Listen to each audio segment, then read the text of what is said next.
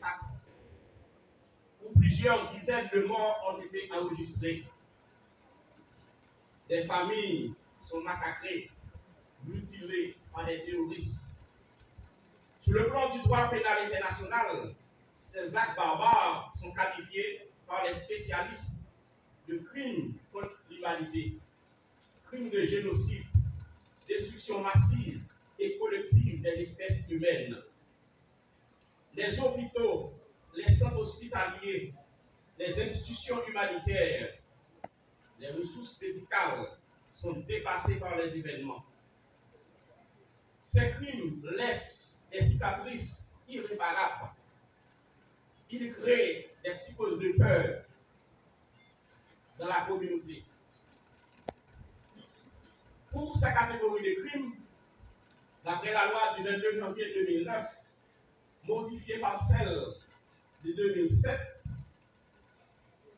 dans l'esprit de protéger les personnes victimes, suivant les règles découlées de la victimologie, il n'y a pas de main levée, il n'y a pas de liberté provisoire, il n'y a pas de prescription. Et ces idées sont répertoriées également dans la Convention du statut de Rome en 2022, dans son article 29, qui dit que ces crimes sont qualifiés de crimes contre l'humanité. Ces crimes peuvent être poursuivis à tout moment, sans limite de temps, sans prescription.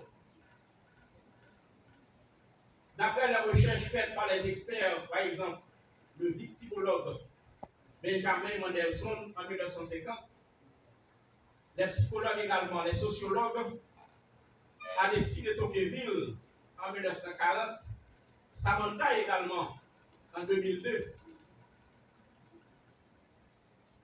Ces crimes de génocide laissent des traces indélébiles tant sur les individus que sur la communauté et les nations. La reconnaissance des souffrances et le processus de guérison sont essentiels pour la réconciliation et la construction d'une société résiliente. Stress post-traumatique, dépression, anxiété et d'autres troubles mentaux, chagrin profond et des sentiments d'isolement, déplacement forcé, car ces personnes sont souvent craintes de fuir leur domicile, entraînant des pertes de repères et d'identité.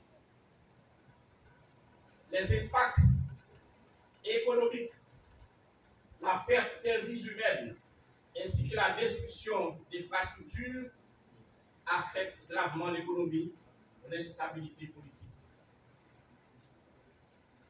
C'était juste pour attirer l'attention des magistrats assis et debout de toutes les institutions généralement quelconques sur la perpétration et impact de ces crimes orchestrés à consonder dans l'année du 2 au 3 octobre 2024. Honorables magistrats assis et debout, chère assistance, mesdames les avocats, l'association des femmes avocates du Bas-Artibonite, c'est dans cette année.